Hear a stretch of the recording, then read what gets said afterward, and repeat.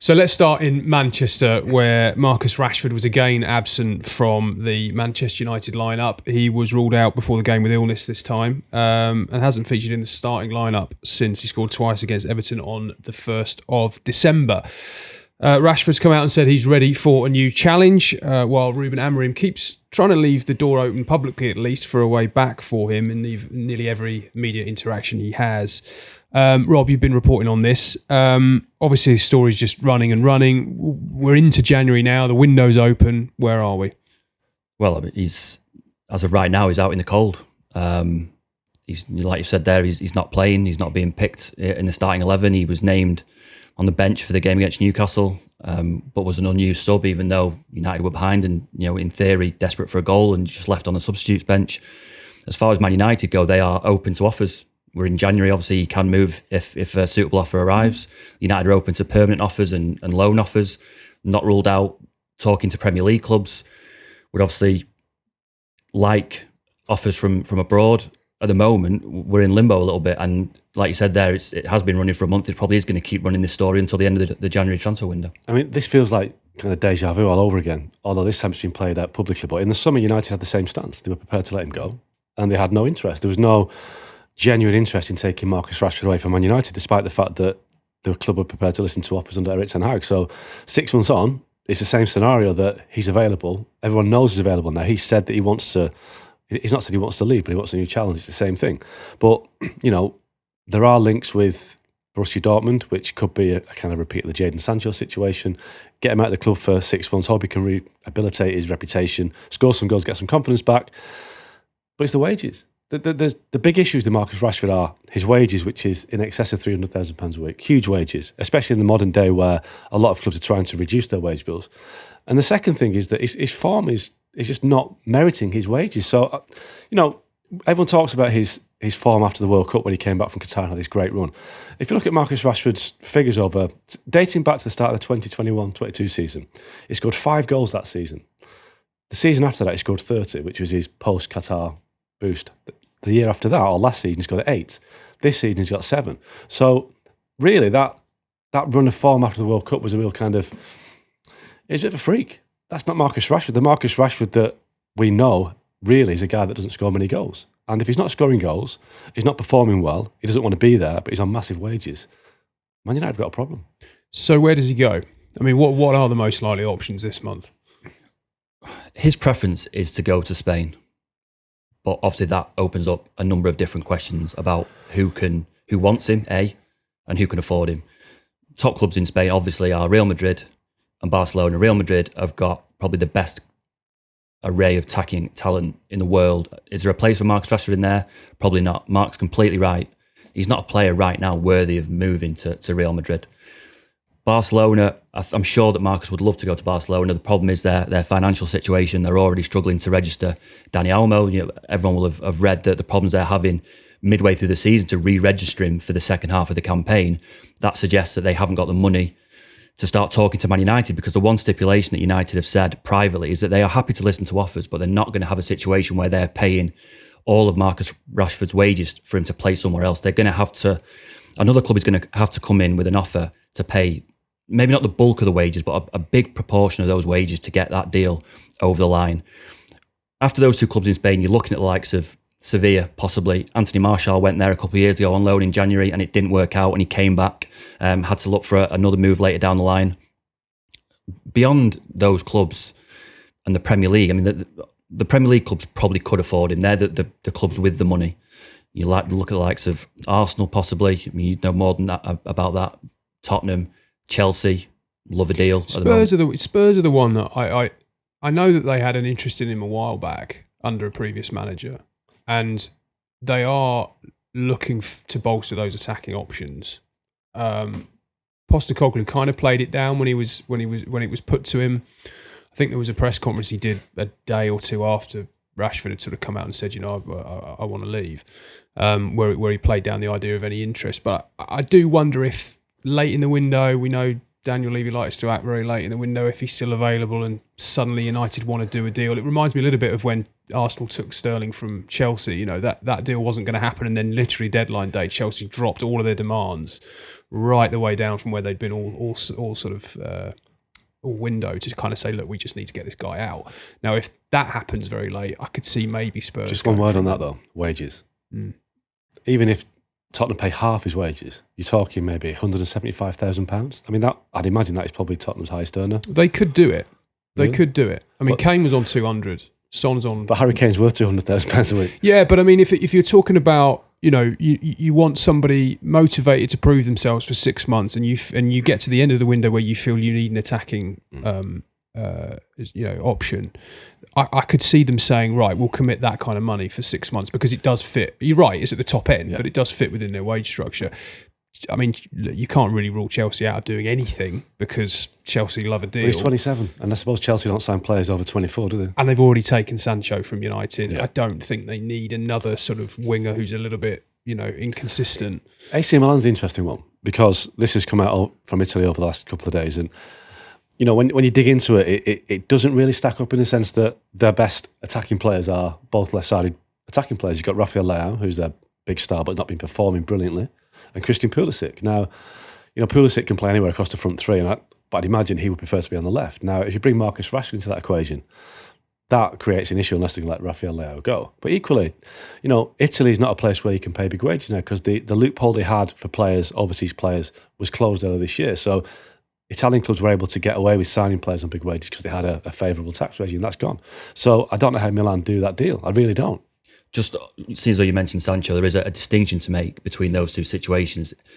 When Sancho fell out with Ten Hag, United were in a situation where they had to get him out. So he ended up going to Borussia Dortmund, and they were happy to facilitate that move. They entered that January window with Sancho training on his own and getting changed in the reserve building. Entered that January window thinking that we have to get Sancho out by the deadline. That's not necessarily the case with Rashford. There is a scenario where It'll get to Rashford...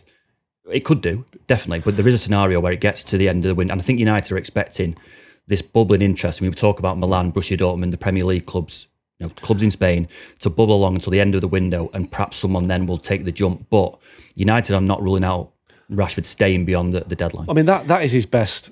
In all the options he's got available to Marcus Rashford, staying at Man United is the best one because they'll pay his wages, he knows the club, and if he can get his head down and rediscover his best form, then he could be their star again. But there's a lot of ifs there, and Ruben Amorim clearly isn't sold on him. But I think the reason why I think it will get to the Sancho situation, not necessarily not training with the team, but because he has to get out.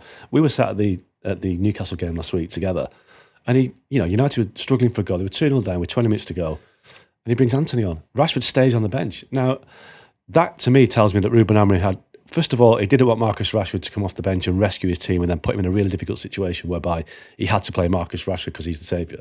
But secondly, it might say that I just don't want him around the club. I don't want him around the team. So they were desperate for goals and he stayed on the bench. And that, to me, leads to a really important question, which is how important is it for Amorim, now that he's made this decision that he doesn't want Marcus Rashford, to get rid of him this month? Because if he stays till the summer and he's asked about him every 3 days, every week, is he training well? Why is he not playing? He could become quite a corrosive, element around the training ground, around the team. How important is it for Amorim and his authority that Marcus Rashford finds a new club? Yeah, I think that's a key question because, like you said in the intro there, that Amorim, in terms of his public statements, is leaving the door open for Rashford to kind of come back into the fold and possibly be part of the team again.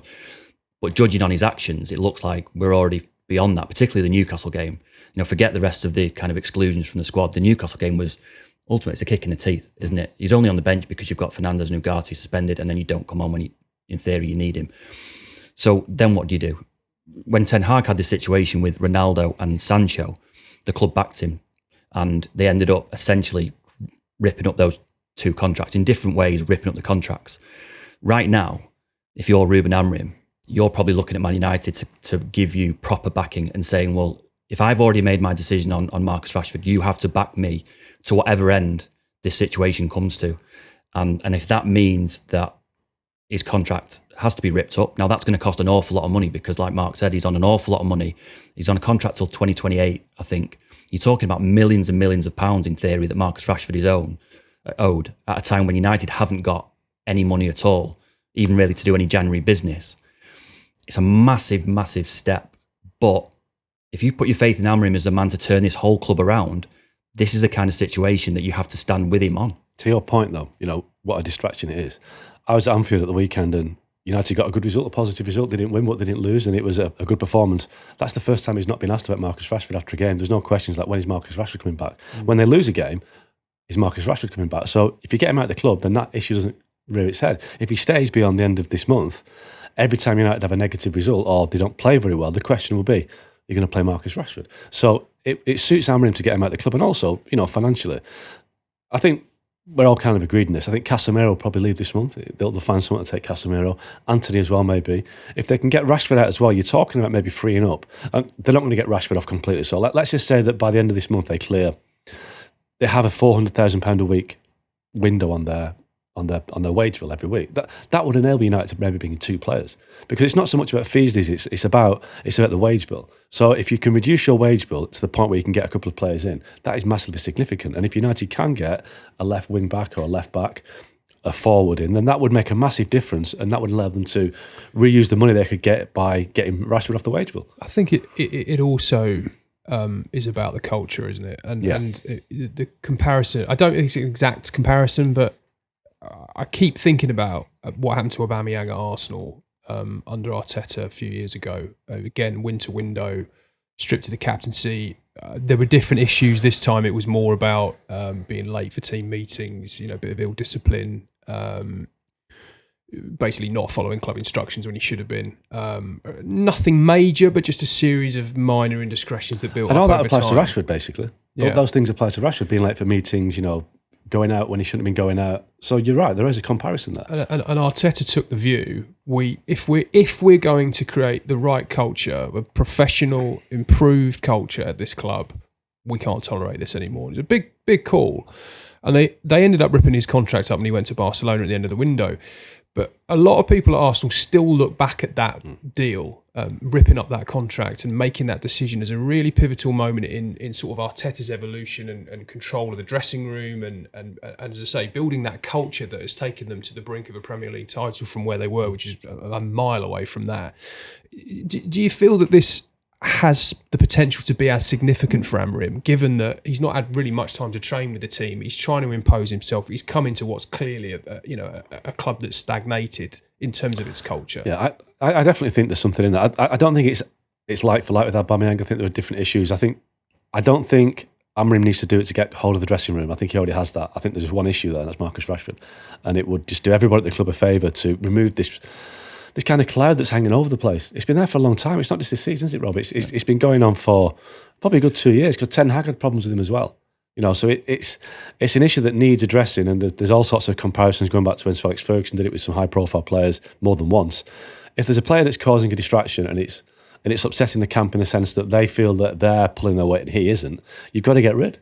I do want to stand up for Marcus a little bit as well, because I know that we're talking about, are United better off without Marcus Rashford? I actually think that also Rashford is probably in a situation where he needs a fresh start. And he has made mistakes, and you've referenced some of them there, and I think that's fair enough. And I think even Marcus, if he was sat here, would admit that he's made quite a lot of mistakes. But also, he hasn't always been treated particularly well by United. He's been trying to break through at the club at a time of massive upheaval, manager after manager who played him in different positions, often as a centre forward, and now he doesn't really want to play as a centre forward, doesn't really want to play on the right, he wants to play on the left, but he's been moved around.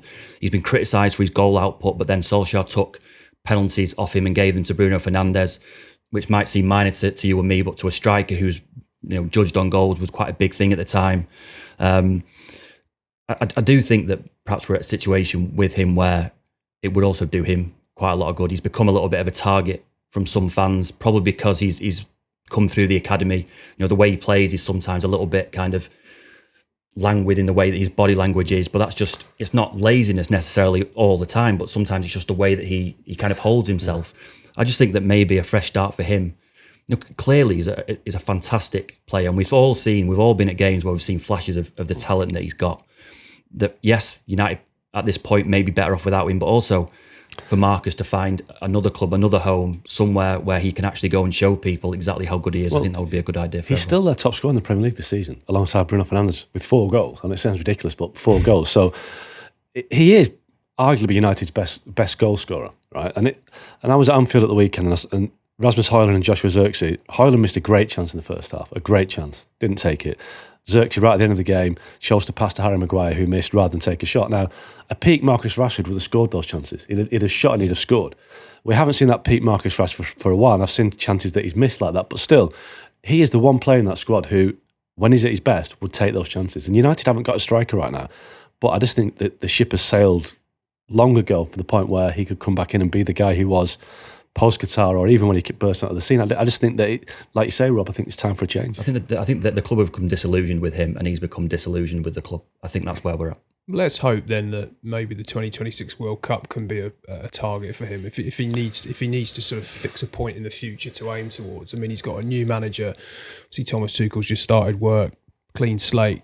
He got 18 months to try and get into a squad that's got a really good chance of winning a World Cup. Let's hope maybe that's the chance, the target he needs to reinvigorate himself. Well, there's always a way back. Players have shown that in the past. We're staying in Manchester. Jack Grealish, the £100 million man, has been told now to fight with Savinho for a place in the City team by Pep Guardiola. He started only 2 games since late November. He's only got 1 assist in the league all season. Rob, what's happened? Well, I think it's very similar to the Marcus Rashford situation in that with Jack Grealish at City, it seems like we're at a bit of a crossroads. He's been a favourite of Pep Guardiola in different seasons, particularly during the treble season, but has gradually kind of fallen out of favour. Pep is kind of a rhythm manager that he keeps picking the players who are delivering for him. It's not, he doesn't like sort of bringing players back in from the cold for no reason. They have to prove it to him. Grealish hasn't been playing recently, and then it culminates in Pep Guardiola after the West Ham game being asked about Grealish and sort of saying, well, I want the Jack Grealish from the treble season, and until he shows me that, he's not going to play. And you've got a situation where, Savinho, who was brought in the summer, is finally starting to deliver on all that promise. And right now, Savinho is first choice and Grealish is not. Every time you watch Jack Grealish, on the rare occasions that he plays, it looks like the real Jack Grealish is kind of screaming to be let out. But the reality is that he's had to change his game, because when you sign for Pep Guardiola, you have to play a certain way. You have to play the way that suits Pep. And Jack Grealish is a guy that would get the ball, would dribble past defenders, would make things happen. But he's not really allowed to do that at City. And I think that frustration has set in. And I think it's made him a less effective player. I think he's frustrated by it. And I think obviously he's had injuries as well. I think there's differences with Rashford and Grealish in the sense that I think Rashford's a much more deep-seated issue. I think Grealish is, I think characteristically wise, I think he's okay with City and Pep, but I just think he can't offer what Pep wants. I don't think he wants to offer it anymore. I think he wants to be the guy that we all saw as a kid in the playground that brings a bit of joy to the game. A friend of mine who watched Villa a lot when Grealish was there says, he's been turned into a robot by Guardiola. Yeah, and that is both a positive and a negative in the sense of he's sort of polished his game up a bit, but actually, as you say, he's sort of stripped away a lot of the flair, the creativity, the sort of unpredictability from his game that makes him on his day brilliant and can make him not on his day very frustrating. I think we saw it with those England games that probably you covered. Was it the Ireland game where Grealish in Dublin was playing in that central role and was fantastic, and he very, very rarely gets that opportunity at City. He's often used out on the left, told to hold his position. Pep likes his players in those channels, and you're not allowed to leave that channel because it's a very kind of robotic system at times.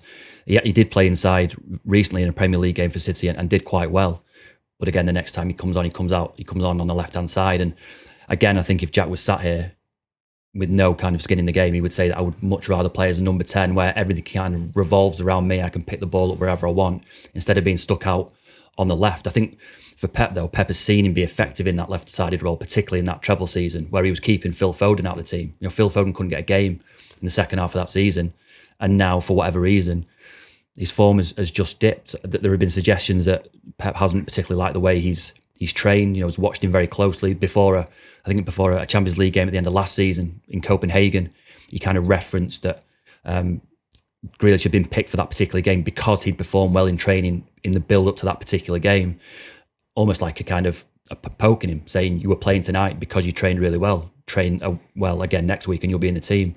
So it's a constant kind of battle with Jack. Again, I'm going to stick up from a little bit in that lots of the talk around Grealish is that he doesn't score enough. Everyone will know that he's gone a calendar year, I think, without scoring and doesn't assist enough.